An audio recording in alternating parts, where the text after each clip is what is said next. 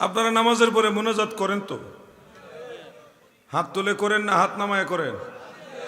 আচ্ছা, আমি বেশ কয়েক বছর আগে একটা ওয়াজ করছিলাম চাঁদপুরে, কচুয়া থানায়, যে নামাজের পরে হাত তুলে দোয়া করা সুন্নত।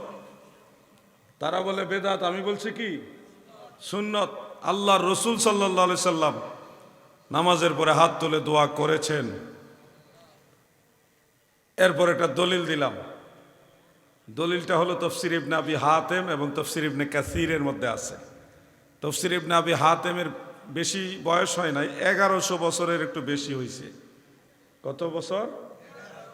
11 বছর বলে কাটা জানে কয়, 1100 বছর। ওই কিতাবের মধ্যে হাদিস আছে, عن أبي هريرة رضي الله تعالى عنه قال كان رسول الله صلى الله عليه وسلم رفع يديه بعدما سلم وهو مستقبل القبلة إلى آخر الحديث هذا حديث صحيح ও বালাগঞ্জের নবীর প্রেমিকেরা গো,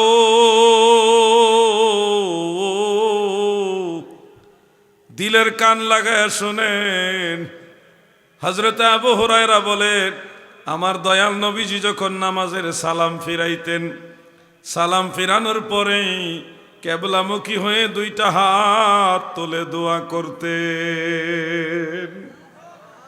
আমি জানতে চাই যুব সমাজের কাছে, আল্লাহর নবী রাহমাতুল লিল আলামিন নামাজের পরে যদি হাত তুলে দোয়া করে থাকে, নামাজের পরে যেহেতু আল্লাহর নবী নিজেই হাত তুলে দোয়া করেছে গো, সেহেতু নামাজের পরে হাত তুলে দোয়া করা জায়েজ না নাজায়েজ?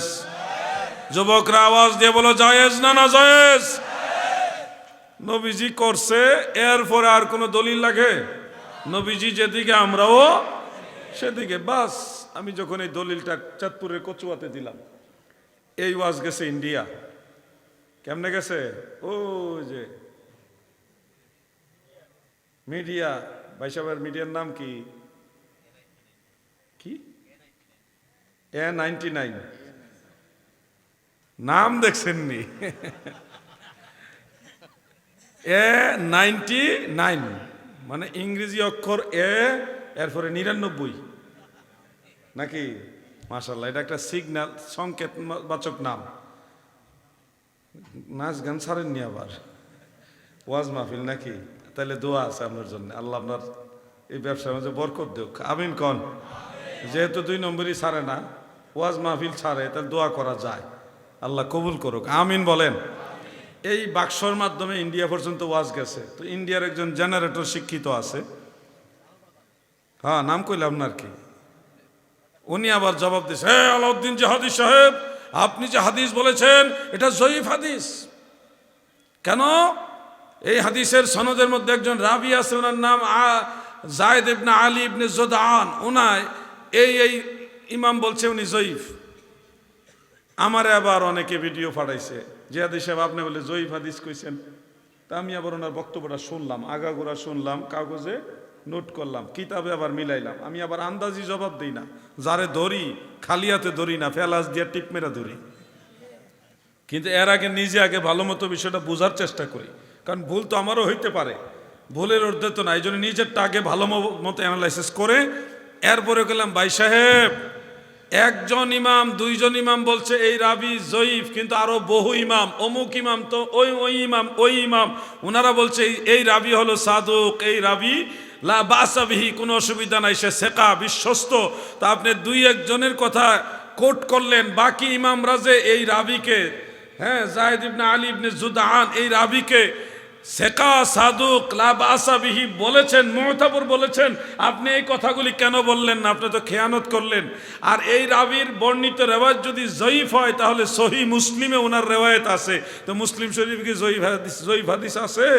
আমি পাল্টা জবাব যখন ওনার কাছে আশা করলাম, আর জবাব নাই। খেয়ানত করা যাবে না, যেটা কোরআন হাদিসে সঠিক আছে ওটাই আপনাকে মানতে হবে। আল্লাহর নবী নামাজের পরে হাত তুলে দোয়া করেছে, এটা যারা দোয়া মানে না তাদের বড় হুজুররাও স্বীকার করে গেছে। মারহাবা কন। কিতাবের নাম হলো তুহফাতুল আহওয়াজি।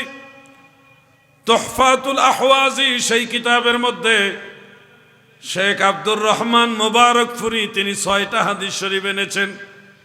ফরজ নামাজের পরে হাত তুলে দোয়া করার পক্ষে কয়টা হাদিস? যুবক ভাইরা বলেন না কয়টা হাদিস?